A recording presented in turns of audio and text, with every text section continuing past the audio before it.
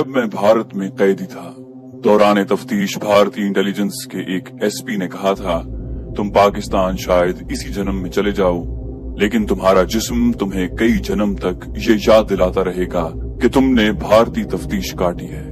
जालिम ने ठीक ही कहा था। आज जब मुझे वतन वापस आए हुए कई बरस गुजर चुके हैं, कभी कभी बेख्तियार जिस्मानी और रूहानी घाव पर नजर जाती है, तो मेरा हर जख्म खुद ब खुद उस एसपी के अल्फाज की सदाकत की गवाही देता है। दुश्मन के बख्शे इसी गर्ब ने कमांडो की शक्ल इख्तियार की।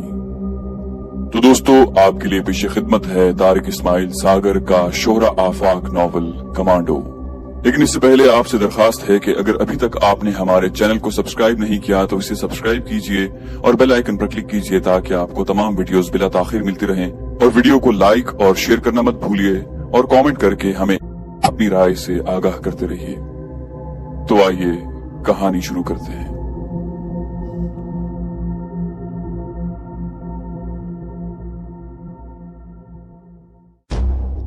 शराबे कुहन फिर पिला साकिया, वही जाम गर्दिश में ला साकिया। मुझे इश्क के पर लगाकर उड़ा, मेरी खाक जुगनू बनाकर उड़ा। खिरत को गुलामी से आजाद कर, जवानों को पीरों का उस्ताद कर। तड़पने फड़कने की तौफीक दे, दिले मुस्तफा सोज़े सिद्दीक दे। जिगर से वही तीर फिर पार कर, तमन्ना को सीनों में बेदार कर। जवानों को सोज़े जिगर बख्श दे, मेरा इश्क मेरी नजर बख्श दे। कराची से ढाका तक 2.5 घंटे का से चंद लम्हों में कट गया। मैं चौंका उस वक्त जब एयर होस्टेस ने मुसाफिरों को अपनी जानिब मुतवज्जे होने की दरखास्त करते हुए कहा कि सेफ्टी बेल्ट्स बांध लें, क्योंकि जहाज ढाका एयरपोर्ट पर लैंड करने वाला है। सारे रास्ते मैं अपने जहन में मशरकी पाकिस्तान की मुख्तलिफ तस्वीरें तरतीब देता आया था। सुनहरे रेशे वाली ये धरती पिछले 3 माह से मेरे दिलो दिमाग पर छाई हुई थी। अलहदगी पसंद अनासिर के जहनों में जो लावा अंदर ही अंदर न जाने कब से पक रहा था, वो अब फटने को तैयार था और हमें फौजी तरबियत देकर वहां भेजा जा रहा था कि हम इसकी मुमकिना तबाहकारियों से इसे बचाएं या किसी हद तक इसका सद्देबाब करें। मेरे स्पेशल कोर्स के इंस्ट्रक्टर ने मुझे आखिरी मर्तबा कहा था कि बॉय, मैं तुम्हें किसी खुशफहमी में मुब्तला नहीं करना चाहता। बदकिस्मती से हालात हमारे अंदाजों से ज्यादा संगीन नौयत इख्तियार कर चुके हैं। तुम्हें दुश्मन ही नहीं, आस्तीन के सांपों से भी निमटना है। अमली मैदान में हालात यूं भी तरबियत के मुताबिक पेश नहीं आते। किसी भी लम्हे की जैसी भी सूरत हाल का सामना मुमकिन है। अपने साए से भी होशियार रहना। मुझे ये कहते हुए दुख हो रहा है कि वहाँ हर झाड़ी के पीछे एक सांप फन उठाए तुम्हारा मुंतजिर है। मेरे वालिद फौज के रिटायर्ड सूबेदार थे। 65 की जंग में उनका एक बाजू छिन गया था, लेकिन बहादुर फौजियों की तरह उन्होंने कभी अपनी माजूरी का एहसास न होने दिया। वो अपनी आंखों में कभी न मिटने वाली चमक लिए सुबह से शाम तक खेती बाड़ी में जुटे रहते। उन्होंने हमसे कभी कुछ न मांगा, सिर्फ एक ख्वाहिश की कि उनका बेटा उनकी जगह संभाल ले। जिस रोज ISSB से मेरी कामयाबी का परवाना आया तो उनकी हालत दीदनी थी। सारा गांव मेरे वालिद को मुबारकबाद देने उमदा चला आया। अकेडमी से ट्रेनिंग मुकम्मल करने और पासिंग आउट परेड के बाद मैं उनसे मिला तो उनकी आंखों की चमक दो चंद हो गई। बेख्तियार मुझे गले लगाते हुए बोले कि बेटा, मेरा दिल गवाही देता है कि तुम मेरा अधूरा मिशन पूरा करोगे। हम इकट्ठे ही गांव आए थे, जहां तपती दोपहर में हमारे कस्बे के छोटे से स्टेशन के एक कोने में रखी लोहे की बेंच पर मेरी माँ बरगद की ठंडी छाया बनी बैठी थी। गांव के और लोग भी आए थे। ट्रेन से उतरते ही बेख्तियार मेरे कदम माँ की तरफ उठे और जब मैं माँ की ममता भरे सीने से लगा तो ट्रेनिंग की सारी सख्तियां भूल गया। सफर की सारी कुल्फत मिट गई। मेरा शेर कहकर अम्मी ने मेरे माथे पर बोसा दिया और हम जुलूस की शक्ल में गांव वापस आ गए। 20 रोज तो दूर नजदीक देहात में रहने वाले रिश्तेदारों के यहाँ दावतें खाने में कट गए। फिर मुझे खास कोर्स के लिए जाना पड़ा, जिसकी तकमील के फौरन बाद ही मुझे मशरकी पाकिस्तान जाने के अहकामात मिल गए। जहाज में सवार होने तक मेरे इंस्ट्रक्टर मेरे साथ रहे और जब जहाज की रवानगी का ऐलान हुआ तो उन्होंने गर्मजोशी से बगलगीर होकर मेरे लिए नेक तमन्नाओं का इजहार किया और मेरी तरफ देखे बगैर वापस चले गए। दौरान तरबियत उस्ताद और शागिर्द का रिश्ता कुछ ऐसा जज्बाती सा हो जाता है कि एक दूसरे से अलग होने के कुछ अरसे बाद तक दोनों अपने अंदर एक खला सा महसूस करते हैं। और मैं जिस मिशन पर जा रहा था वहां से मेरी वापसी के इम्कानात भी बहुत कम थे। अपने हाथों अपने बेटों की तरह अजीज शागिर्द को मौत की शाहराह पर गामजन करने के बाद उनके एहसासात क्या होंगे, इसका अंदाजा कुछ वही लोग कर सकते हैं जो इन राहों पर एक दूसरे के संग संग चले हों। ढाका एयरपोर्ट पर हल्की हल्की फुआर ने मेरा इस्तकबाल किया। जहाज से उतरते ही सुनहरे देश की हरियाली आंखों में उमड़ आई और एक तरावट और ताजगी का एहसास जिस्म के रुएं रुएं में समा गया। मैंने अपने आप को समेटा। मेरी रेजिमेंट का एक ऑफिसर मेरे इस्तकबाल को मौजूद था। हम अपने हेडक्वार्टर की तरफ रवाना हो गए। कुछ देर हालात हाजरा को ज़ेरे बहस लाने के बाद मैं अर्दली की मैयत में अपने कमरे में आया और बिस्तर पर गिरकर अपने गांव में जा पहुंचा। उस गांव में जिसके एक कोने में हमारा छोटा सा प्यारा सा घर था, जहां मेरा शफीक बाप और प्यारी माँ रहते थे और जहां मेरे हजारों चाव करने वाली मेरी लाडली बहन भी मेरी राहें तकती रहती थी। फिर मैं गांव के छोटे से स्टेशन पर आ गया, जहां उन सब लोगों ने मुझे अलविदा कहा जो मेरे घर वालों के साथ वहां आ जमा हुए थे। उन सब की एक ही आरजू थी कि जैसे भी मुमकिन हो मैं उनके मशरकी पाकिस्तान को दुश्मन के हर शर से महफूज रखूं, सुनहरे रेशे की धरती को हर सूरत मैली नजरों से बचाए रखूं। और अभी मैं उन सब के गले भी न मिल सका था कि गाड़ी चल दी। वो सब देखते ही रह गए और मैं अनदेखी मंजिलों की तरफ रवाना हो गया। अगले ही रोज मैं नए स्पेशल यूनिट से मुंसलिक हो गया। मैं रोजाना इंटेलिजेंस की ताजा रिपोर्टें देखता और हर नई फाइल मेरे सामने ऐसे हकायक का इंकशाफ करती कि कलेजा मुंह को आने लगता। अभी तक हमें छावनियों से बाहर निकलने का हुक्म नहीं मिला था, लेकिन मैं अपने तौर पर रिकॉनेसेंस के लिए निकल जाता। इस तरह और भी करीब से हालात का जायजा लेने का मौका मिल जाता। उन दिनों इंतखाब की तैयारियां बड़े जोरों पर थी। सियासी हिटलरबाजी अपने उरूज पर थी और सियासी इज्तिमात में ऐसे ऐसे नारे सुनाई देते थे जो कभी हमारे वहमो गुमान में भी न थे। ये सुन सुनकर ये कहना बेजाना होगा कि जब मैं मशरकी पाकिस्तान पहुंचा तो दुश्मन का वार चल चुका था। क़याम पाकिस्तान से लेकर आज तक दुश्मन ने जिस जांफिशानी और तुंदही के साथ बंगाली मुसलमानों के जहनों में नफरत के बीज बोए थे, अब उसकी फसल बिल्कुल पक चुकी थी और नफरत की ये फसल हम अपने हाथों से काट रहे थे। कितने बदनसीब थे हम, क्या भयानक मजाक किया था कुदरत ने हमारे साथ, कितनी कड़ी सजा मिली थी हमें अपने गुनाहों की। मैं दिन रात सोचता रहता और जब कोई राह दिखाई न देती तो सुनहरी देश की सुनहरी लड़ियों में अपने आप को पिरो लेता। मेरे शब रोज इसी तरह गुजर रहे थे। एक रोज जब मैं रात के खाने से फारिग होकर अपने कमरे में पहुंचा तो कर्नल साहब ने मुझे मीटिंग रूम में हाजिर होने का हुक्म दिया। ऐसे अहकाम इमरजेंसी में अक्सर मौसूल होते रहते थे, इसलिए मैंने उसे भी मामूल की आम कार्रवाई समझा।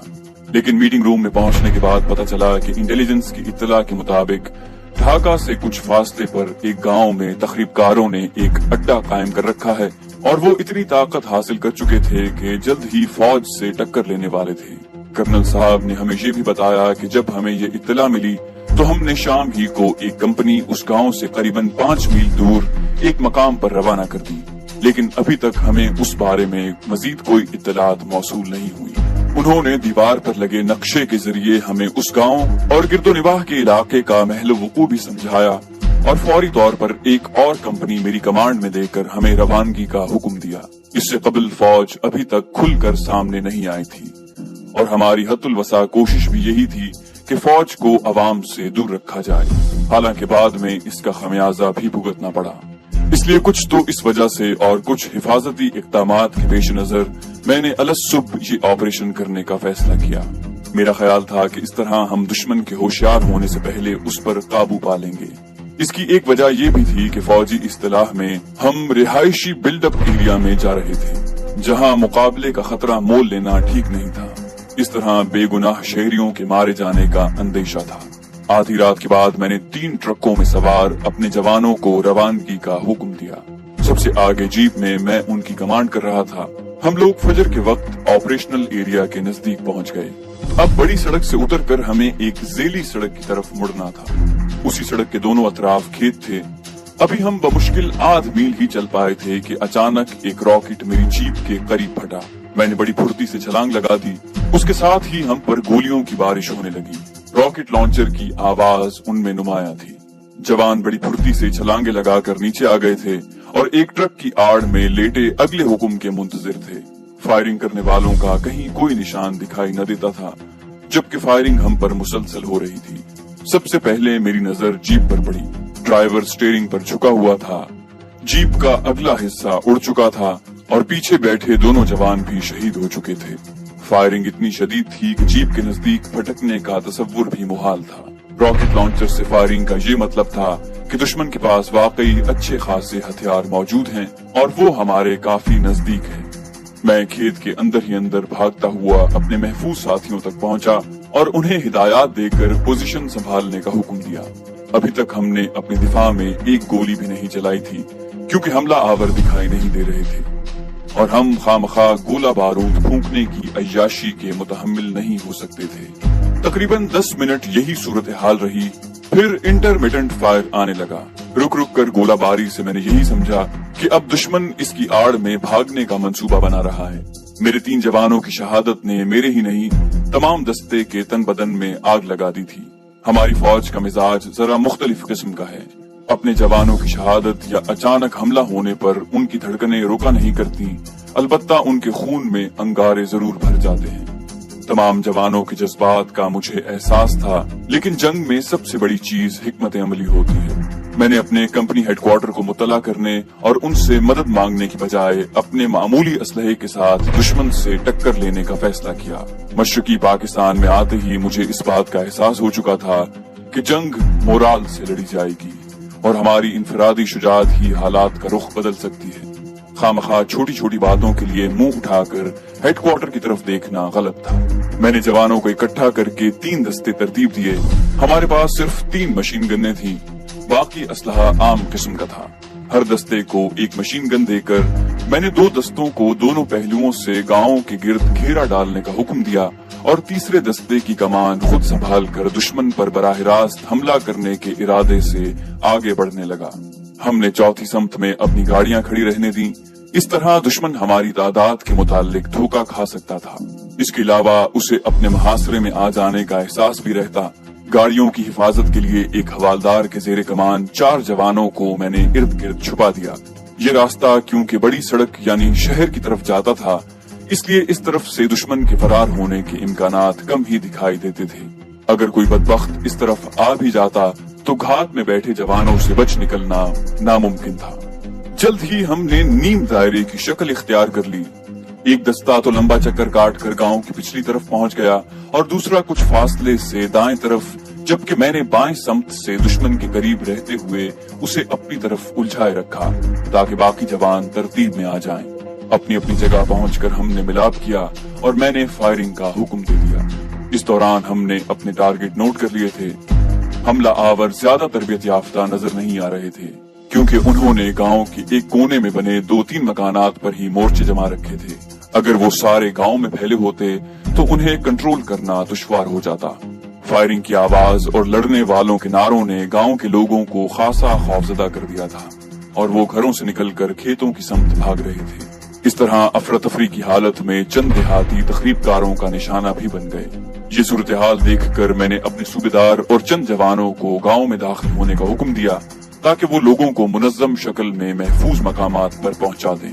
सूबेदार साहब की कमान में ये जवान अपनी जानें हथेली पर रखकर आग में कूद गए। उन्होंने चिल्ला चिल्ला कर लोगों को हिदायत दी और गांव की उस समत से जो अभी तक तखरीबकारों से महफूज थी, लोगों को बाहर निकालना शुरू कर दिया। ये बड़ा अंदोहनाक मंजर था। चीखती चिल्लाती औरतें जिनके बच्चे पीछे रह गए थे फरियाद करती तो दिल दहल जाता। मेरे जवान बच्चों को खुद गोद में उठा उठाकर उन तक पहुंचा रहे थे। तखरीबकारों के पास असलहा और गोला बारूद की कोई कमी नजर नहीं आ रही थी। अब तक मैंने चार्ज नहीं किया था और उन्हें अपनी तरफ उलझाए रखने की हद तक ही हम उन पर फायरिंग कर रहे थे। अब पौ फटने लगी थी।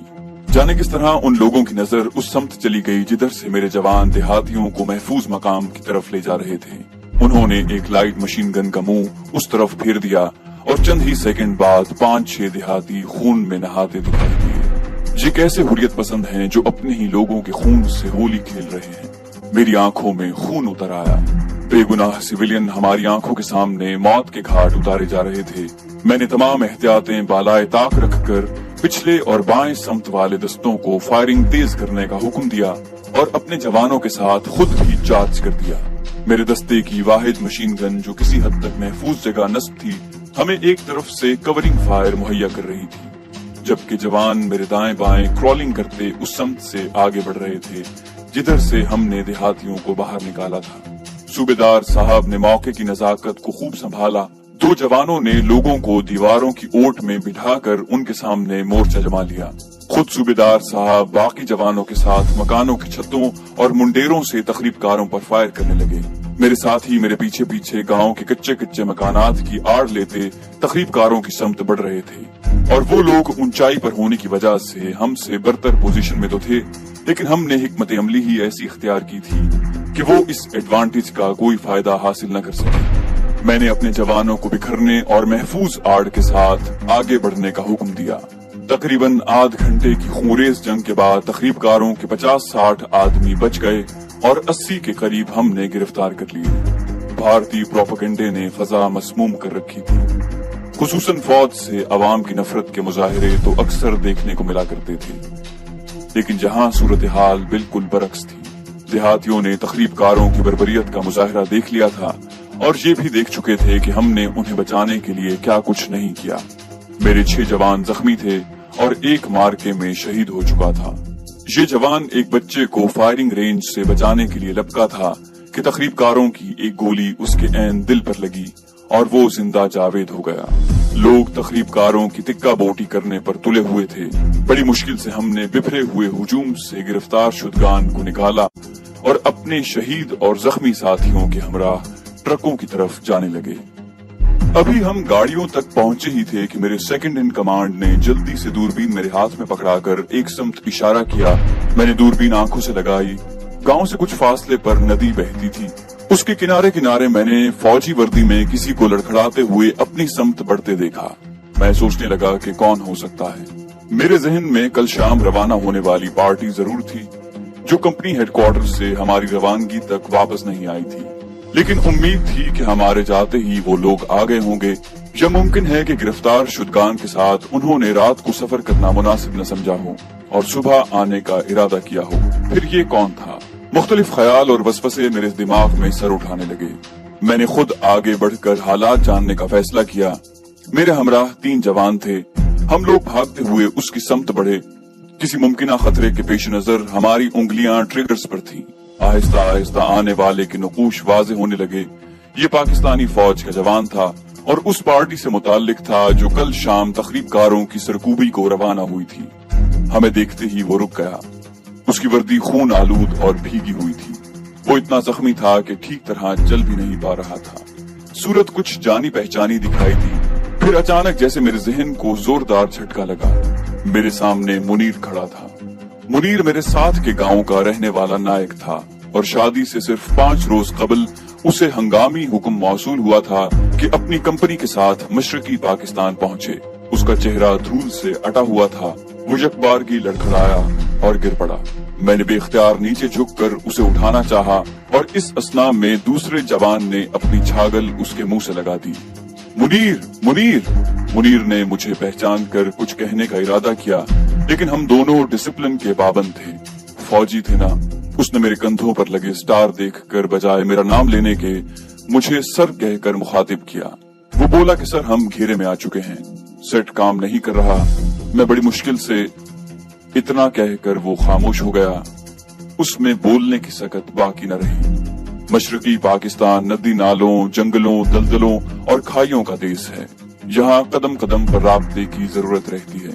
इलाके के मुतालिक मालूमात रखने वाले चंद गोरीले इलाके से नावाकिफ सैकड़ों फौजियों को घेर कर मार सकते हैं। ये पार्टी भी किसी मैदान जंग में नहीं, बल्कि हमारी तरह इत्तला मिलने पर तखरीबकारों को गिरफ्तार करने गई थी, मगर खिलाफ तवक्को दुश्मन की ताकत उनके अंदाजे से ज्यादा निकली। मैंने फौरन अपने साथी को हिदायत देकर पीछे रवाना किया और खुद जमीन पर बैठकर मुनीर के सीने पर लगे गहरे घाव का जायजा लेने लगा। इतने गहरे जख्म के साथ उसका यहाँ तक पहुँच जाना किसी मौजज़े से हरगिज कम न था। मैंने अपनी फील्ड पट्टी खोलकर उसके सीने पर बांधनी चाही तो नायक मुनीर ने हाथ के इशारे से मुझे मना कर दिया। देर हो गई सर, खुदा का शुक्र है कि मैंने अपना फर्ज अदा कर दिया। उधर गांव में सबको मेरा सलाम पहुंचा देना। मेरी माँ से कहना कि उसके बेटे ने पीठ नहीं दिखाई और मेरी मंगेतर वो अपनी बात पूरी न कर सका। उससे बोला ही नहीं जा रहा था। होश करो मुनीर कहते हुए मैंने झुककर उसके सीने के गिर्द पट्टी लपेटनी चाही, लेकिन उसने सच कहा था। देर हो चुकी थी। उसे तो कुदरत ने सिर्फ अपना फर्ज पूरा करने के लिए जिंदा रखा था। जब उसे इत्मीनान हो गया कि उसने अपना मिशन पूरा कर लिया है और पैगाम आगे पहुंच चुका है, तो जान जाने आफरी को सौंप दी। आखिरी लम्हात में वो आहिस्ता आहिस्ता शायद कलमा शरीफ का विर्द कर रहा था। बेइख्तियार मेरी आंखें छलक पड़ी। मैंने एक नजर उस पर डाली और मुंह दूसरी तरफ फेर लिया। अपने मातहतों के सामने अफसर बुजदिली का मुजाहरा नहीं किया करते। मुझे रह रहकर एक ही बात का गम खाए जा रहा था कि उसे आखिरी बात मुकम्मल करने की मोहलत न मिल सकी। जब उसके घर वाले मुझसे उसकी शहादत की दास्तान सुनेंगे तो मुझे उसके एक एक लम्हे की कहानी उन्हें सुनाना पड़ेगी। अगर कभी जिंदगी में उसकी मंगेतर का सामना हो गया तो उसे मुनीर का अधूरा पैगाम कैसे दूंगा, क्या बताऊंगा उसे। मुनीर की लाश देखकर मेरे जवानों की आंखों में खून उतर आया। इससे पहले वो तकरीबकारों के हाथों निहत्ते देहातियों की मौत का मंजर देख चुके थे। खुद मेरी हालत भी उनसे मुख्तलिफ न थी। मैंने गिरफ्तार शुदगान, शुहदा और जख्मियों को पीछे ले जाने का हुक्म दिया। कंपनी हेडक्वार्टर को ताजा तरीन हालात से मुतला किया और अपने जवानों को लेकर आगे बढ़ने लगा। तकरीबकारों ने घेरे में आई हुई कंपनी की मुमकिना इमदाद का रास्ता रोकने के लिए गांव के करीब बहने वाली नदी का पुल उड़ा दिया था। हमने नदी असलहे समेत तैर कर उबूर की और दौड़ते हुए उस गांव की तरफ बढ़े। खेतों में काम करने वाले किसान हमें देखकर तितर बितर हो गए। मुझे यकीन था कि इनमें भी तकरीबकारों के साथ ही मौजूद होंगे। मेरे जवान मिलकर एडवांस कर रहे थे। जिस गांव की तरफ हम जा रहे थे वो अवामी लीग का गढ़ था और यहाँ का हर फर्द दुश्मन के बहकावे में आकर हमारे खून का प्यासा हो रहा था। मेरी तवक्कुआत के ऐन मुताबिक गांव के बाहर खेतों में छुपे तकरीबकारों ने अचानक हम पर फायर खोल दिया। लेकिन मैंने प्लान के मुताबिक सूबेदार साहब की कमान में कुछ जवान जहाँ छोड़े और बाकी साथियों को निकाल कर आगे ले गया। गांव के बाहर ही मैदान कारजार से फायरिंग की आवाजें आने लगी। मेरे जवानों ने जोश गजब से नारे तकबीर बुलंद किया तो घेरे में आए हुए जवानों ने भी अल्लाह अकबर के फलक शिगाफ नारों से जवाब दिया। हमारी आमद ने उनके हौसले दो चंद कर दिए थे। उनकी तादाद 15 थी, जिनमें से 6 तो जामे शहादत नोश कर चुके थे। बाकी दुश्मन के मुकाबले में डटे हुए थे, मगर वो सब के सब जख्मी थे, जिनके मुकाबले में तकरीबकारों की तादाद 60-70 के करीब थी। मैंने बड़ी होशियारी से अपने जवानों को मुख्तलिफ टोलियों में बांट दिया। वो बारी बारी मुख्तलिफ अतराफ से नारे बुलंद करते ताकि दुश्मन उनकी तादाद के मुतालिक धोखे में रहे। मैंने मनूवर यानी हरकत की फौजी चाल अपनाई थी। इसमें होशियार कमांडर अपने दस्तों को तेजी से इस तरह हरकत देते हैं कि दुश्मन उनकी तादाद का अंदाजा नहीं लगा पाता। मुझे अपने शेरों की सलाहियतों पर एतमाद था। तीनों लाइट मशीन गन्ने पोजीशन बदल बदल कर मुख्तलिफ मकामात से आग उगल रही थी और सिर्फ 20 मिनट के मार्के के बाद हमने घेरे में आए हुए जख्मी जियालों के लिए रास्ता बना लिया। वो पीछे हटते हुए हमसे आ मिले।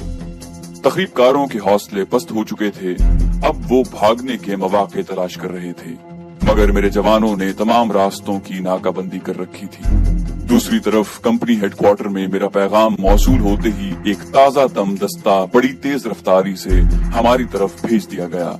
तकरीबन 1 घंटे के बाद जब नए आने वाले जवानों ने हमारे साथ मिलकर चार्ज किया तो बचे कुछ तकरीबकारों ने हथियार डाल दिए। मेरी दरखास्त पर हेलीकॉप्टर के जरिए मेडिकल कोर भी वहां पहुंच चुकी थी, क्योंकि घेरे में आने वाले जख्मियों की हालत खासी खराब थी। शदीद जख्मियों को हमने फील्ड अस्पताल में भेज दिया और बाकी जख्मियों को स्ट्रेचरों पर डालकर हम तकरीबकारों के हमराह जुलूस की शक्ल में वापस रवाना हो गए। वापसी के लिए हमने दूसरा रास्ता अपनाया, क्योंकि जख्मियों और तकरीबकारों के साथ नदी उबूर करना ठीक नजर नहीं आता था। इस मर्तबा एक हेलीकॉप्टर भी हमारे आगे आगे बतौर ओपी परवाज कर रहा था। दोपहर तक हम हेडक्वार्टर पहुंच गए।